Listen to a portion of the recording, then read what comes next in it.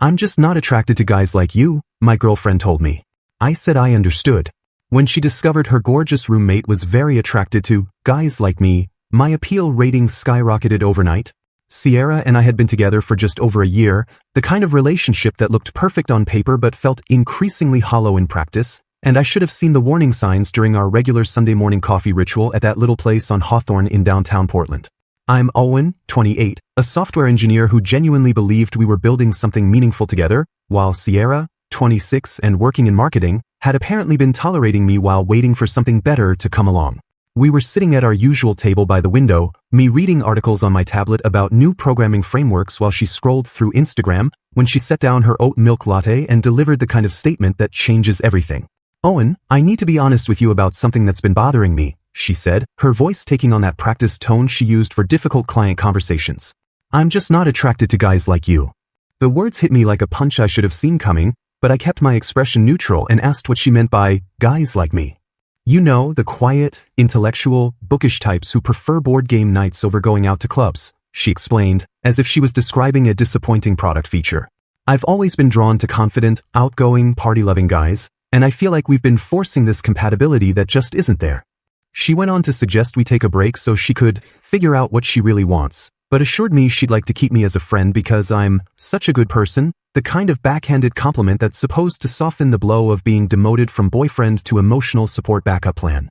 I sat there processing her words, thinking about all the times she'd seemed bored during our conversations about technology or hiking trails, all the parties where she'd introduced me with that apologetic tone, all the moments when I'd felt like I was disappointing her just by being myself. Instead of the emotional meltdown she was probably expecting, I surprised both of us by taking a sip of my coffee, nodding thoughtfully, and saying, "You know what, Sierra? I think you're absolutely right, and I completely understand." The look of confusion that crossed Sierra's face was almost comical as I continued, "I've actually been realizing we're incompatible too, just from the opposite direction." I leaned back in my chair, feeling oddly calm as I finally voiced thoughts I'd been suppressing for months. I'm attracted to women who actually appreciate quiet moments, intellectual conversations, and genuine connections over social media presence. Sierra's eyebrows furrowed as she processed this unexpected turn, clearly not prepared for me to have my own revelations about our relationship. "I've noticed you seem to perform our relationship rather than live it," I continued, gesturing toward her phone where she'd been crafting the perfect coffee shop aesthetic post just minutes earlier. "Always staging photos, always talking about me like I'm some project you're trying to improve instead of a person you actually enjoy being with." Her defensive walls went up immediately, that familiar flash of anger crossing her features. "That's not true, and honestly, you're being kind of bitter about this, Owen." I couldn't help but smile at the predictability of her response. Any criticism of Sierra's behavior was automatically labeled as bitterness or jealousy, never something worth examining. "I'm not bitter," I said, finishing the last of my coffee. "I'm just being honest, same as you. We should break up cleanly rather than pretend this is working for either of us." The silence stretched between us as she stared at me, clearly flustered by my calm agreement rather than the desperate negotiation she'd been expecting. "So that's it?" she asked, her voice rising slightly. "You're not going to try to work on this? Fight for us?" I gathered my jacket and stood up, leaving money for both our drinks on the table. "Fight for what exactly? You just told me you're not attracted to who I am as a person. Why would I want to convince someone to want me?" As I walked away, I could feel her watching me with what I can only describe as shocked disbelief, probably wondering why her carefully planned breakup speech hadn't gone according to script. That evening, while I was sitting in my apartment contemplating the logistics of disentangling a year-long relationship, my phone buzzed with a text from an unexpected source, Haley, Sierra's roommate. Haley was 27, worked as a librarian, and spent her free time creating these intricate watercolor paintings, basically someone I'd exchanged maybe 50 words with during the entire time I'd been dating Sierra, despite spending countless hours at their shared house. "Hey Owen, I heard about today and I'm really sorry," her message read. "I know this might sound random, but I was walking home from the art supply store and saw a for rent sign at this cute duplex right across the street from our place." She went on to explain that she knew the elderly landlord, Mrs. Chin, personally and offered to walk over with me tomorrow to check it out if I was interested in looking for a new place. I stared at the message for a long moment, genuinely surprised by this unexpected kindness from someone who had every reason to stay loyal to her roommate and avoid getting involved in our drama. It was such a thoughtful gesture, especially considering I'd been dreading the awkward process of finding somewhere new to live while navigating the social fallout of our breakup. I texted back thanking her and agreeing to meet up the next afternoon, feeling oddly grateful that at least one person in Sierra's orbit seemed to understand that treating people decently shouldn't be conditional on romantic status. The duplex turned out to be absolutely perfect, a cozy two-bedroom place with hardwood floors, built-in bookshelves, and a small garden that looked like it had been maintained by someone who actually cared about growing things. And Mrs. Chen, this sweet 70-year-old woman who spoke with a slight accent and had the sharpest eyes I'd ever seen, took an immediate liking to me after Haley's glowing introduction. "Haley tells me you write about our local trails," Mrs. Chen said, adjusting her glasses as she showed me the kitchen. "My late husband and I used to hike Mount Tabor every weekend for 30 years. When I mentioned my blog about hidden hiking spots around Portland, her face lit up, and by the end of our conversation, she not only approved my application but offered me a discount on rent because, as she put it, good tenants who appreciate nature are worth investing in. Over the next 2 weeks, as I coordinated the logistics of moving my life across the street, Sierra's behavior became increasingly erratic in ways that should have been concerning but were honestly just exhausting. She started showing up whenever Haley and I were discussing practical matters like utility transfers or furniture placement, hovering in doorways with this tight-lipped expression and making passive-aggressive comments about how helpful Haley was being. "Don't you think it's weird that my roommate is more invested in your living situation than I am?" Sierra asked one evening when she caught us comparing internet service providers on my laptop. I mean, she's being awfully thorough about all this. What Sierra didn't realize was that during these supposedly mundane conversations about moving logistics, Haley and I had been discovering this incredible intellectual connection that I'd been craving without even knowing it. While Sierra had always dismissed my interests as boring or pretentious, Haley would ask thoughtful questions about the technology one worked with, share recommendations for philosophy books I'd mentioned wanting to read, and even showed me some of her watercolor paintings inspired by the same hiking trails I wrote about on my blog. "I never understood why Sierra seemed so bored when you talked about your work," Haley said one afternoon while helping me pack books. "Software engineering is basically problem solving through logic and creativity, which is incredibly fascinating when you actually listen." The more time we spent together, the more Sierra's paranoia escalated, and she started monitoring our text conversations with an intensity that bordered on stalking, demanding to know why we were messaging so frequently about apartment stuff. Things came to a head when Sierra discovered something that completely shattered her perception of the situation. Haley had been secretly reading my hiking blog for months, leaving thoughtful comments under the pseudonym TrailReader23, and even sharing my posts in local hiking groups to help build my readership. "You've been reading his boring blog this whole time?" Sierra confronted Haley in their kitchen while I was fixing a loose cabinet hinge, her voice sharp with betrayal. "Those comments about his insightful observations and beautiful photography, that was you?" Haley didn't deny it, simply shrugged and said, "His writing is actually really good, and his trail recommendations have led me to some amazing hikes I never would have found otherwise." The revelation that someone had been genuinely appreciating and supporting my creative work while Sierra had been dismissing it as a waste of time hit me harder than I expected, and I felt this strange mix of validation and sadness that I'd been with someone who couldn't see value in the things that mattered to me. But Sierra wasn't done unraveling the situation, and her next accusation revealed just how little she understood about what had been happening right under her nose. "This is exactly what you planned, isn't it?" she said, turning to me with fury in her eyes. "You're trying to turn my roommate against me as some kind of revenge for the breakup." I set down my tools and looked at her calmly, realizing this was the moment to share something Haley had told me in confidence weeks earlier. "Sierra, Haley didn't turn against you. She actually warned me about your pattern months ago." The silence in the room was deafening as Sierra processed the statement, her face cycling through confusion, anger, and dawning realization. "She told me you have a history of dating guys you consider beneath you while you wait around for someone you think is more worthy of your time," I continued, watching Sierra's expression crumble as the truth hit home. "She's been watching you treat me like a placeholder for over 6 months, and she felt bad about it." Haley nodded quietly from across the kitchen, and Sierra's face went pale as she realized that her roommate hadn't just witnessed her behavior, she'd been actively disapproving of it long before our breakup even happened. 3 weeks after I'd moved into my new place across the street, I was having dinner with Haley at their kitchen table, both of us laughing over a passage in this philosophy book she'd recommended about the nature of authentic relationships, when Sierra walked through the front door and froze in the doorway like she'd caught us plotting to overthrow the government. The sight of us together, genuinely enjoying each other's company in a way that had apparently never occurred during my year-long relationship with Sierra, triggered something in her that went beyond normal post-breakup jealousy and straight into nuclear territory. "Are you kidding me right now?" Sierra's voice cut through our conversation like a fire alarm, her keys still dangling from her hand as she stared at us with pure fury. 3 weeks, 3 weeks since we broke up, and you're already here with my roommate, laughing it up like this whole thing was some kind of elaborate setup. I closed the book and looked at her calmly, recognizing the accusatory tone that had become so familiar during our final months together. We're having dinner and talking about Kierkegaard's thoughts on authentic existence, I said. It's not exactly a romantic conspiracy. But Sierra was beyond reason at this point, and she turned her attention to Haley with a kind of venom I'd never seen her direct at anyone before. And you, she said, pointing an accusatory finger at her roommate. How long have you been planning this betrayal behind my back? How long have you been waiting for me to get out of the way so you could swoop in? That's when Haley did something that completely changed the trajectory of the confrontation. She stood up, looked Sierra directly in the eyes, and told the truth with a clarity that was both devastating and liberating. Since the first time I met him, Haley said quietly, I've been attracted to Owen since the day you brought him home, and I've been frustrated watching you treat him like a consolation prize for over a year.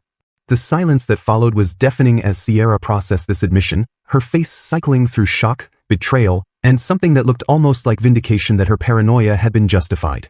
But I never acted on it, Haley continued, because I'm not the kind of person who goes after someone else's boyfriend, even when that someone is treating him terribly. Sierra's laugh was bitter and sharp. Oh, so you're the noble one here? The loyal roommate who was just looking out for my best interests. No, Haley said, and what she revealed next hit both Sierra and me like a freight train. I'm the person who's been leaving anonymous encouraging notes about Owen's writing in his mailbox for months because I genuinely admire his mind and wanted him to know that someone appreciated his work. I stared at Haley, pieces of a puzzle suddenly clicking into place, the thoughtful comments on my blog, the random notes of encouragement I'd found tucked under my windshield wipers after particularly tough days at work, the sense that someone out there was rooting for me during the loneliest parts of my relationship with Sierra. Those notes, I said, my voice barely above a whisper. The ones about not giving up on my writing, about how my perspective matters, that was you? Haley nodded, her cheeks flushing slightly. I couldn't stand watching Sierra dismiss your creativity and intelligence like they were character flaws instead of the things that make you amazing.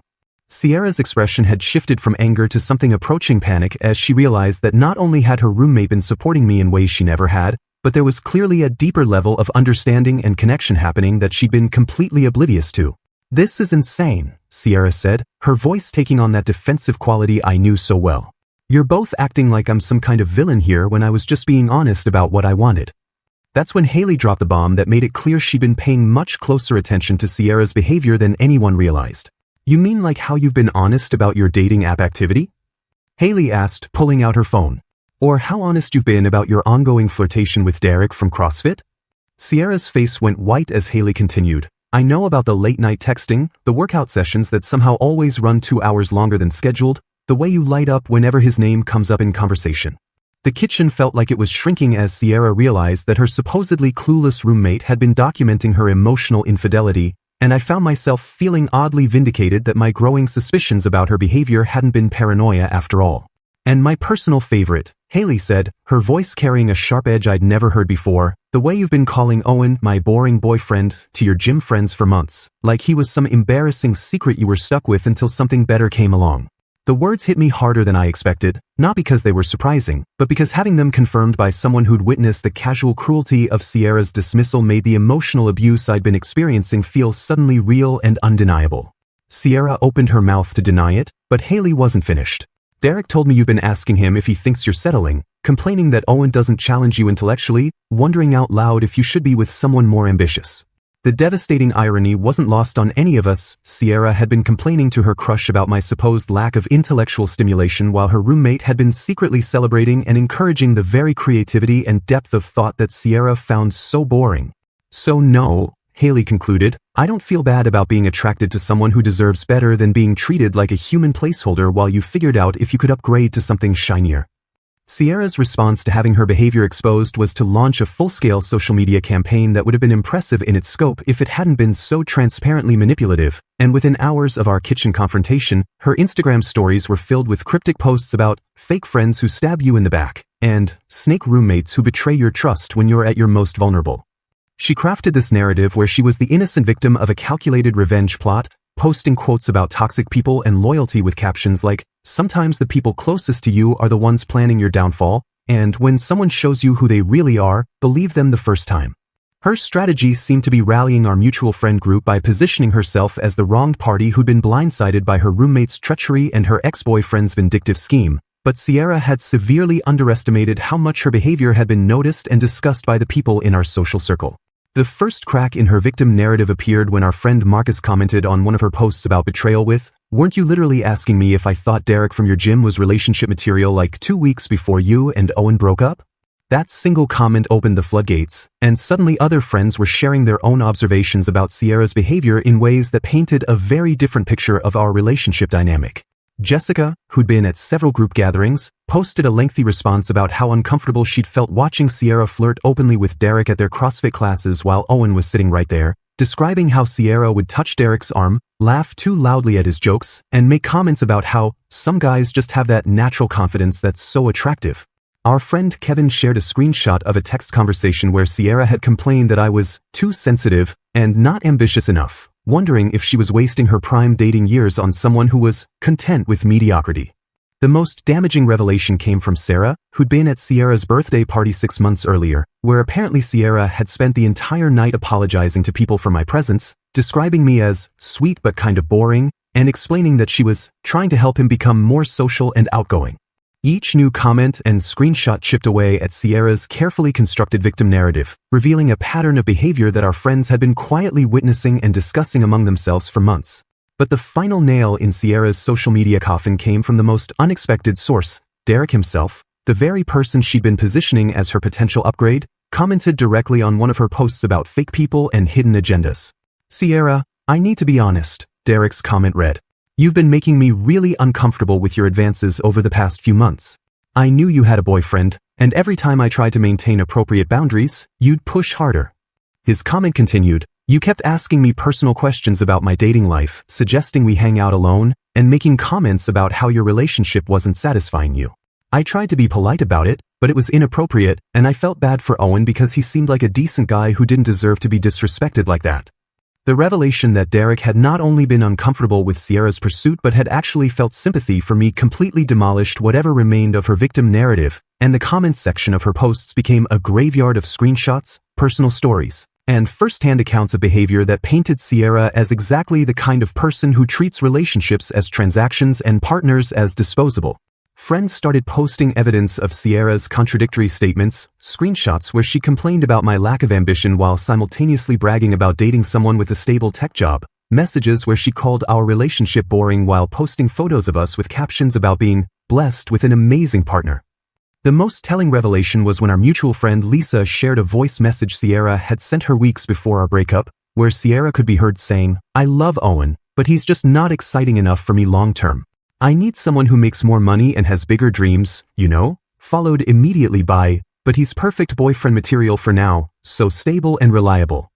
The systematic destruction of Sierra's reputation happened so quickly and thoroughly that by the end of the week, she deleted most of her posts and switched her account to private. But the damage was done. Our entire social circle now had a clear picture of who she really was and how she'd been treating not just me, but the concept of honest relationships in general.